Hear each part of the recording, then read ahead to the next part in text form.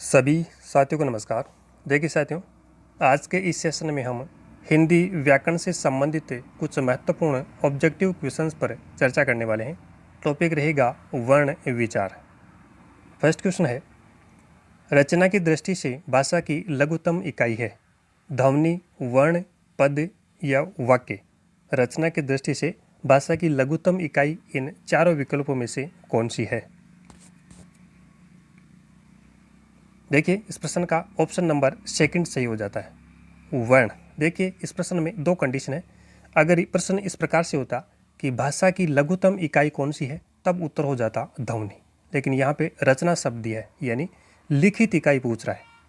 रचना की दृष्टि से या भाषा की लिखित लघुतम इकाई कौन सी है, तो इस प्रश्न का उत्तर ऑप्शन नंबर बी वर्ण होगा। भाषा की सबसे महत्वपूर्ण या यूं कहे सबसे छोटी इकाई ध्वनि को माना जाता है। ध्वनि के लिखित रूप को वर्ण कहा जाता है। वह मूल ध्वनि जिसके खंड न हो सके, जैसे अ, क, ग, ये जो तीनों यहाँ पे रूप दिए हुए हैं, ये वर्ण है। वर्ण रचना की दृष्टि से भाषा की लघुतम इकाई है। वर्ण रचना की दृष्टि से भाषा की लघुतम इकाई है। फिर देखिए, अक्षर किसे कहा जाता है? अक्षर सबसे छोटी इकाई ध्वनि, ध्वनि के बाद में वर्ण, वर्ण के बाद में अक्षर। जिन ध्वनि समूह का उच्चारण श्वास के एक ही झटके से हो जाता है, उसे अक्षर कहा जाता है। जैसे आम, काम, सब, जब, तब आदि। इन अक्षरों का उच्चारण ध्वनि के एक ही झटके से हो रहा है, तो इसको अक्षर कहा जाएगा। फिर आता है शब्द। किसे कहते हैं? तो दो या दो से अधिक वर्णों का समूह है शब्द कहा जाता है। जैसे यहाँ पे एक शब्द लिखे हम पुस्तक, तो ये पुस्तक एक शब्द है। पद किसी शब्द का वाक्य में प्रयोग करना तथा व्याकरणिक रूप से वाक्य में प्रयुक्त अन्य शब्दों के साथ उसका संबंध स्थापित हो जाना पद कहा जाता है। यानी पुस्तक एक शब्द है, अब इसका इस वाक्य में प्रयोग हुआ है। जैसे मैं पुस्तक पढ़ता हूँ, तो इस वाक्य में जो ही इसका प्रयोग हुआ, यह पद हो गया। यह यहाँ पे इस वाक्य में ये पद कहलाएगा। तो इस प्रकार से ये पहला प्रश्न समाप्त होता है। चलिए नेक्स्ट दूसरा क्वेश्चन। दूसरा क्वेश्चन है, ओष्ठाकृति के आधार पर स्वर के कितने भेद होते हैं? ओष्ठाकृति के आधार पर स्वर के कितने भेद माने गए हैं? 2, 3, 4 या 5? देखिए, ऑप्शन नंबर फर्स्ट सही हो जाता है। ओष्ठाकृति के आधार पर स्वरों की बात कर रहा है। यहाँ पे स्वरों के दो भेद माने गए हैं। ओष्ठाकृति के आधार पर स्वरों के दो भेद है, अवृत्ताकार और उवृत्ताकार। अवृत्ताकार कौन से? जिन स्वरों के उच्चारण में ओष्ठ वृत्ताकार न होकर फैले रहते हैं, यानी जो होठ है इनकी आकृति गोल ना हो, केवल फैले रहते हैं। जैसे बोलने से पता चल रहा है ए, आ, ई, ऐ, ये अवृत्ताकार स्वर है। वृत्ताकार स्वर कौन से? जिन स्वरों के उच्चारण में ओष्ठ वृत्ताकार होते हैं, यानी होठ गोल होते हैं। जैसे ऊ, ओ, औ आदि, इनमें होठों का आकार गोल हो जाता है। एक अन्य तीसरा भेद उदासीन भी माना जाता है। उदासीन स्वर ए को माना गया है। मुख्य रूप से आपको दो ही ध्यान में रखने, ओष्ठाकृति के आधार पर स्वर के भेद अवृत्ताकार और उवृत्ताकार। चलिए नेक्स्ट क्वेश्चन नंबर थर्ड। तीसरा क्वेश्चन है, जिह्वा की स्थिति के आधार पर, जिह्वा की स्थिति के आधार पर स्वरों के कितने भेद, सॉरी यहाँ पे भेद नहीं है, इनमें से जिह्वा की स्थिति के आधार पर स्वर का भेद कौन सा नहीं है? तो सबसे पहले ये ध्यान में आना चाहिए कि जिह्वा की स्थिति के आधार पर स्वर के कितने भेद होते? 3 भेद होते हैं। तो इनमें से कौन सा नहीं है? ऑप्शन यहाँ पे फोर्थ सही होगा, संधि स्वर। जिह्वा की स्थिति के आधार पर स्वर का ऐसा कोई भेद नहीं है। 3 भेद है, अग्र स्वर, मध्य स्वर और पश्च स्वर। अग्र स्वर जिह्वा के अग्र भाग से उच्चारित होते हैं, जैसे ई, ऐ, जिह्वा के आगे के भाग से। मध्य स्वर जिह्वा के मध्य भाग से ए स्वर है। पश्च स्वर जो जिह्वा के पीछे भाग से उच्चारित होते हैं, जैसे आ, ऊ, ओ, औ आदि, ये पश्च स्वर कहे जाते हैं। डॉक्टर भोलानाथ तिवारी और डॉक्टर हरदेव बहारी ने आ को मध्य स्वर माना है। तो इस प्रकार से तीसरा प्रश्न समाप्त होता है। नेक्स्ट देखिए क्वेश्चन नंबर फोर्थ। चौथा क्वेश्चन है, मुखाकृति के आधार पर स्वरों को कितने भागों में वर्गीकृत किया गया है? मुखाकृति के आधार पर स्वरों को कितने भागों में वर्गीकृत किया गया है? 2, 3, 4 या 5? ऑप्शन नंबर थर्ड सही होगा, 4 भागों में। मुखाकृति के आधार पर स्वरों के 4 भेद है। कितने भेद है? 4 भेद है। कौन कौन से? संवृत स्वर, जिन स्वरों के उच्चारण में मुख कम खुले। संवृत स्वर जिन स्वरों के उच्चारण में मुख कम खुले, इनकी संख्या 4 है। ई, उ। अर्ध संवृत स्वर जिन स्वरों के उच्चारण में मुख संवृत से थोड़ा अधिक खुले।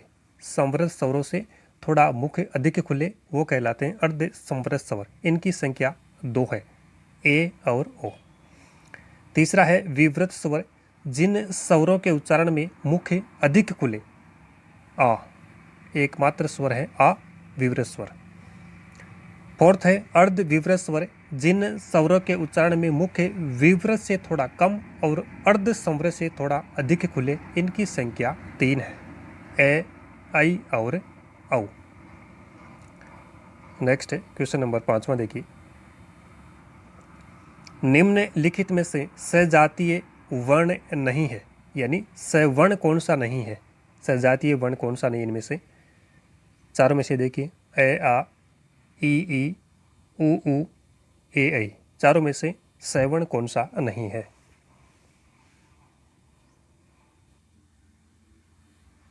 ऑप्शन नंबर 4 सही होगा, ए और आई। जाति के अनुसार स्वरों के 2 भेद है, सजातीय यानी सवर्ण स्वर और विजातीय यानी अस्वर्ण स्वर। समान स्थान और प्रेतन से उत्पन्न स्वरों को सवर्ण स्वर कहा जाता है। जैसे आ, ई, उ, ये सभी सवर्ण स्वर यानी सजातीय स्वर है।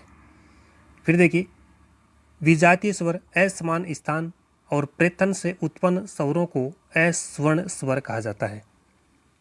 ए, ऐ और ओ, औ ये विजातीय यानी अस्वर्ण स्वर है। कैसे हैं? देखिए, ए का निर्माण होता है ए प्लस ई से। अब ए का उच्चारण स्थान कंठ है, ई का उच्चारण स्थान तालु है।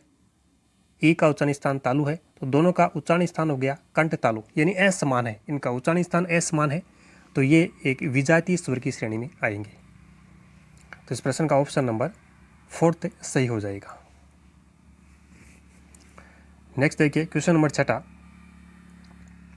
निम्नलिखित में से विवृत स्वर कौन सा है? ए, आ, ऐ या औ। विवृत स्वर कौन सा है?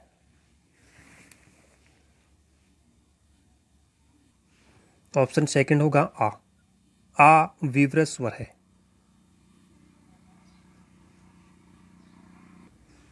ये देखिए, मुखाकृति के आधार पर स्वरों के 4 भेद है। संवृत स्वर, इनमें 4 स्वर आते हैं। अर्ध संवृत स्वर में 2 है। विवृत स्वर एकमात्र आ है और अर्ध विवृत स्वर 3 है। तो इस प्रकार से ये 6वां क्वेश्चन था। नेक्स्ट देखिए क्वेश्चन नंबर 7।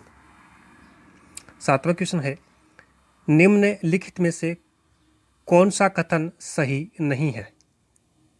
अनुनासिक के कोई पृथक ध्वनि नहीं है। अनुनासिक का उच्चारण लघु होता है। अनुनासिक संज्ञा है और अनुनासिक का उच्चारण नाक और मुंह दोनों से होता है। तो जो कथन सही नहीं है उसका चयन करना है। देखिए, ऑप्शन नंबर 3 सही होगा। इसमें अनुनासिक संज्ञा है, ये विकल्प गलत है। यहाँ पे अनुनासिक का उच्चारण नाक और मुंह दोनों से होता है,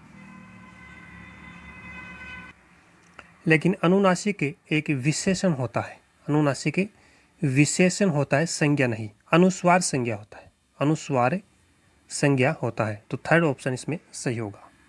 नेक्स्ट है क्वेश्चन नंबर 8वां। देखिए, निम्नलिखित में से मध्य स्वर कौन सा है? निम्नलिखित में से मध्य स्वर की बात कर रहा है, ए, आ, ई या औ। ऑप्शन फर्स्ट होगा, मध्य स्वर होता है ए। ए मध्य स्वर है। जीवा की स्थिति के आधार पर स्वरों के 3 भेद अभी हमने पढ़े थे, अग्र स्वर, मध्य स्वर और पश्च स्वर। तो ए मध्य स्वर माना जाता है। क्वेश्चन नंबर 9 देखिए, स्पर्श व्यंजनों जिनको वर्गीय व्यंजन भी कहा जाता है, इनकी संख्या कितनी है? 11, 20, 25 या 33? स्पर्श व्यंजनों की संख्या कितनी है? देखिए ऑप्शन नंबर थर्ड सही होगा 25। स्पर्श व्यंजनों की संख्या होती है 25। कै से प वर्ग तक, कै वर्ग से लेके जैसे कै, ख, ग, घ, यानी इस कै वर्ग से लेके प वर्ग तक कुल 25 जो ये व्यंजन है, इनको वर्गीय व्यंजन या स्पर्श व्यंजन कहा जाता है। तो 9th क्वेश्चन में ऑप्शन नंबर थर्ड सही होगा। नेक्स्ट है क्वेश्चन नंबर 10वां। हिंदी वर्णमाला में संयुक्ताक्षर सहित कुल वर्ण है। हिंदी वर्णमाला में संयुक्ताक्षर सहित कुल वर्ण, ध्यान देना है, कुल वर्ण पूछा है। संयुक्ताक्षर सहित हो या किसी भी प्रकार से कुल वर्ण यहाँ पे बताना है हमें। 33, 44, 48 या 52? देखिए ऑप्शन नंबर फोर्थ सही होगा 52। हिंदी वर्णमाला में कुल वर्ण 52 होते हैं। 11 स्वर, 33 व्यंजन। हिंदी में मूल वर्ण अगर पूछा जाए तब उत्तर होगा 44। हिंदी में मूल वर्ण 44 होते हैं, यानी 11 स्वर और 33 व्यंजन। संयुक्त व्यंजनों की संख्या होती है 4। अक्षय, त्रे, गे और श्रय। अनुस्वार और विसर्ग 2 वर्ण ये हो गए। द्विगुण व्यंजन हो गए ढ और ढ, ढ और ढ। तो इस प्रकार से कुल व्यंजन हो गए, मतलब कुल वर्ण हो गए 44, 4, 48, 2 अनुस्वार और विसर्ग 50 और 2 द्विगुण व्यंजन समेत कुल 52। तो इस प्रश्न का ऑप्शन नंबर फोर्थ से होगा 52 वर्ण। अगला क्वेश्चन देखिए, निम्नलिखित में से दंतोष्ठ वर्ण कौन सा है? दंतोष्ठ वर्ण कौन सा है? छ, ढ, है या वह? छ तालव्य वर्ण होता है। ड है ये मूर्धन्य वर्ण होता है कंठ्य वर्ण है। ऑप्शन नंबर फोर्थ होगा वह एक दंतोष्ठ वर्ण है। नेक्स्ट देखिए क्वेश्चन नंबर 12वां। अंतस्थ व्यंजनों का उच्चारण स्थान नहीं होता है। अंतस्थ जो व्यंजन होते इनका उच्चारण स्थान नहीं होता है। तालव्य, मूर्धन्य, दंते, कंठोष्ठ। ऑप्शन नंबर फोर्थ होगा कंठोष्ठ। देखिए अंतस्थ व्यंजनों की संख्या 4 होती है। ये का उच्चारण स्थान तालव्य होता है, तालव्य होगा। रे का उच्चारण स्थान मूर्धन्य, ले का उच्चारण स्थान दंते होता है और वह का उच्चारण स्थान दंतोष्ठ होता है। तो यहाँ पे दंतोष्ठ ऑप्शन नहीं, कंठोष्ठ है तो कंठोष्ठ नहीं होता है। तो अंतस्थ व्यंजनों का उच्चारण स्थान कंठोष्ठ नहीं होगा। Option fourth is right.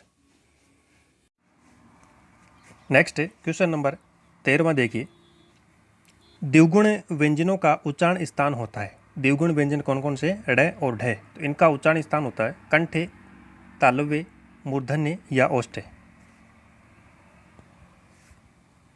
Option number third होगा मूर्धन्य। द्विगुण व्यंजनों का उच्चारण स्थान मूर्धन्य होता है। ढ मूर्धन्य सगोष अलप प्राण वर्ण है और ढ मूर्धन्य सगोष महाप्राण वर्ण है। Option third is right. Next देखिए क्वेश्चन नंबर 14। अघोष व्यंजनों के विषय में कौन सा विकल्प सही नहीं है? अघोष व्यंजन है, इनके विषय में कौन सा विकल्प इनमें से सही नहीं है उसका चयन करना है। फर्स्ट है, वर्ग के प्रथम तथा द्वितीय व्यंजन अघोष होते हैं, यानी वर्ग का पहला और दूसरा व्यंजन अघोष होता है। सभी ऊष्म व्यंजन अघोष होते हैं केवल है को छोड़कर। अघोष व्यंजन ध्वनियों के उच्चारण में स्वर तंत्रियों में कंपन नहीं होता है। फोर्थ ऑप्शन है, सभी अंतस्थ व्यंजन अघोष होते हैं। तो चारों में से असत्य विकल्प का चयन कीजिए। ऑप्शन नंबर फोर्थ होगा द, सभी अंतस्थ व्यंजन अघोष होते हैं। ये ऑप्शन गलत है, क्योंकि अंतस्थ व्यंजन अघोष नहीं घोष होते। अंतस्थ व्यंजन घोष वर्ण की श्रेणी में आते हैं। Fourth option right. नेक्स्ट अगला क्वेश्चन देखिए, सघोष व्यंजनों के विषय में कौन सा विकल्प सही नहीं है? वर्ग के तीसरे, चौथे और पांचवें व्यंजन सघोष होते हैं। वर्ग के तीसरे, चौथे और पांचवें व्यंजन सघोष होते हैं। सभी स्वर सघोष होते हैं। सभी अंतस्थ व्यंजन सघोष होते हैं केवल व को छोड़कर, और द्विगुण व्यंजन सघोष की श्रेणी में आते हैं। तो जो विकल्प सही नहीं है उसका चयन कीजिए। ऑप्शन थर्ड सही होगा, सभी अंतस्थ व्यंजन सघोष होते हैं केवल व को छोड़कर। ये ऑप्शन गलत है। व को छोड़कर नहीं, यानी चारों ही सभी वर्ण, ये जो अंतस्थ व्यंजन है सभी सघोष होते हैं, व को छोड़कर। ये गलत यहाँ पे दे दिया इसने। तो तीसरा ऑप्शन इसमें सही होगा। बाकी तीसरा, चौथा और पांचवा व्यंजन सघोष होते हैं, ये विकल्प सही है। सभी स्वर सघोष होते हैं, ये विकल्प भी सही है। और द्विगुण व्यंजन सघोष की श्रेणी में आते हैं, ये विकल्प भी यहाँ पे बिल्कुल सही है। नेक्स्ट क्वेश्चन नंबर 16 देखिए, किस व्यंजन के उच्चारण में जिह्वा तालु से नहीं टकराती है? किस व्यंजन के उच्चारण में जो जिह्वा है वो तालु से नहीं टकराती है? च, य, घ या स? थर्ड ऑप्शन सही होगा घ। अगला क्वेश्चन, जिन स्वरों के उच्चारण में मुंह सबसे कम खुलता है, जिन स्वरों के उच्चारण में मुंह सबसे कम खुलता है उसे कहते हैं संवृत स्वर, विवृत स्वर, अग्र स्वर या पश्च स्वर? बताइए चारों में से सही विकल्प। ऑप्शन फर्स्ट होगा संवृत स्वर। संवृत स्वर जिनके उच्चारण में मुंह सबसे कम खुलता है। नेक्स्ट है क्वेश्चन नंबर 18 देखिए, स्वर तंत्रियों में श्वास के कंपन, स्वर तंत्रियों में श्वास के कंपन के आधार पर हिंदी वर्णमाला में व्यंजनों के दो वर्ग बनते हैं। कौन कौन से हैं वो? अघोष और सघोष, अलप प्राण और महाप्राण, ऊष्म और अंतस्थ, संवृत या विवृत? श्वास में कंपन के आधार पर ऑप्शन फर्स्ट होगा अघोष और सघोष। स्वर तंत्रियों में श्वास के कंपन के आधार पर हिंदी वर्णमाला में व्यंजनों के दो वर्ग बनते हैं। अघोष वर्ग के प्रथम, द्वितीय तथा ऊष्म व्यंजन, और सघोष वर्ग के तीसरे, चौथे और पांचवें व्यंजन, तथा इसी में आते हैं अंतस्थ व्यंजन और सभी स्वर। तो पहला ऑप्शन इसमें सही होगा। नेक्स्ट है 19वां क्वेश्चन देखिए, स्वर तंत्रियों में श्वास की मात्रा, यहाँ पे श्वास की मात्रा के आधार पर पूछ रहा है। हिंदी वर्णमाला में व्यंजनों के दो वर्ग कौन कौन से हैं? अघोष और सघोष, अलप प्राण और महाप्राण, ऊष्म और अंतस्थ, संवृत और विवृत? ऑप्शन बी होगा अलप प्राण और महाप्राण। अलप प्राण व्यंजन वर्ग के पहले और तीसरे वर्ण और अंतस्थ व्यंजन तथा सभी स्वर। महाप्राण में वर्ग का तीसरा और चौथा वर्ण तथा ऊष्म व्यंजन। चलिए अगला क्वेश्चन, क्वेश्चन नंबर 20, अल्प प्राण व्यंजनों के विषय में कौन सा विकल्प सही नहीं है? असत्य विकल्प का चयन करना है। वर्ग के पहले, तीसरे और पांचवें वर्ण अल्प प्राण होते हैं। वर्ग का पहला, तीसरा और पांचवा वर्ण अल्प प्राण होता है। सभी स्वर अल्प प्राण होते हैं। सभी अंतस्थ व्यंजन अल्प प्राण होते हैं और सभी ऊष्म व्यंजन अल्प प्राण होते हैं। तो चारों में से जो सही नहीं है उसका चयन कीजिए। फोर्थ ऑप्शन होगा सभी ऊष्म व्यंजन अल्प प्राण होते हैं, ये कथन गलत है। ऊष्म व्यंजन महाप्राण की श्रेणी में आते हैं। चलिए नेक्स्ट क्वेश्चन नंबर 21, 21वें क्वेश्चन देखिए, महाप्राण व्यंजनों के विषय में कौन सा विकल्प सही नहीं है उसका चयन कीजिए। ऑप्शन फर्स्ट है वर्ग के दूसरे और चौथे वर्ण महाप्राण होते हैं। सभी ऊष्म व्यंजन महाप्राण होते हैं। वर्ग के पहले और तीसरे वर्ण, पहले और तीसरे वर्ण महाप्राण होते हैं। और फोर्थ ऑप्शन है महाप्राण ध्वनियों के उच्चारण में श्वास वायु की मात्रा अधिक होती है। तो देखिए चारों में से असत्य विकल्प कौन सा है? ऑप्शन थर्ड होगा स असत्य है, क्योंकि पहला और तीसरा वर्ण अल्प प्राण की श्रेणी में आते हैं, न कि महाप्राण की श्रेणी में। तो तीसरा ऑप्शन इसमें सही होगा। क्वेश्चन नंबर 22 देखिए, निम्नलिखित में से स्पर्श संघर्षी व्यंजन है। स्पर्श संघर्षी व्यंजन कौन सा इनमें से? क वर्ग दिया हुआ है, च वर्ग है, उसमें व्यंजन है यहाँ पे और अंतस्थ व्यंजन है। स्पर्श संघर्षी व्यंजन कौन से ये बताना है। ऑप्शन बी सही होगा। इसमें च वर्ग स्पर्श संघर्षी व्यंजन की श्रेणी में आते हैं। क वर्ग स्पर्शी व्यंजन कहलाते हैं और ये उसमें व्यंजन है और ये अंतस्थ व्यंजन है। तो ऑप्शन बी होगा च, छ, ज, झ ये स्पर्श संघर्षी व्यंजन है। क्वेश्चन नंबर 23 में देखिए, असत्य विकल्प का चयन कीजिए। र लुंठित व्यंजन है, ल पार्श्विक व्यंजन है, ड और ढ उत्क्षिप्त व्यंजन है, ये और वह उष्म व्यंजन है। तो असत्य विकल्प इनमें से कौन सा है। ऑप्शन नंबर 4 होगा द, ये और वह उष्म व्यंजन है, ये विकल्प यहाँ पे गलत है। ये और वह को आप उष्म व्यंजन की श्रेणी में नहीं रख सकते। ये अंतस्थ व्यंजन है, इनको अर्ध स्वर भी कहा जाता है और इनको संघर्षहीन वर्ण भी कह सकते हैं। तो ऑप्शन 4 होगा इसमें। नेक्स्ट है क्वेश्चन नंबर 24 में देखिए, निम्न में से अंतस्थ व्यंजन का उपभेद नहीं है। अंतस्थ व्यंजन का उपभेद इनमें से कौन सा नहीं है। पार्श्विक व्यंजन, लुंठित व्यंजन, द्विगुण व्यंजन और अर्धस्वर। अंतस्थ व्यंजन का उपभेद इनमें से कौन सा नहीं है। देखिए, पार्श्विक व्यंजन लय होता है, लुंठित व्यंजन रे, द्विगुण व्यंजन ड़ और ढ, अर्धस्वर ये और वह। उत्तर आ गया स। द्विगुण व्यंजन पार्श्विक व्यंजन की श्रेणी में नहीं आते हैं। Option C is right. Next देखिए, आज के इस सेशन का अंतिम क्वेश्चन 25वां, निम्नलिखित में से कौन सा विकल्प गलत है। ऑप्शन फर्स्ट है ध सगो से महाप्राण दंते वर्ण है, ब सगो से औष्ठ्य और महाप्राण वर्ण है, च अघो से तालव्य और अल्प प्राण वर्ण है, ख कंठे महाप्राण और अघोष वर्ण है। तो जो विकल्प गलत है उसका चयन करना है। ऑप्शन ब होगा, ब सगोष औष्ठ्य महाप्राण वर्ण है, ये विकल्प गलत है क्योंकि ब सगोष होता है, औष्ठ्य भी होता है, लेकिन महाप्राण नहीं अल्प प्राण होता है। तो ऑप्शन बी इज राइट।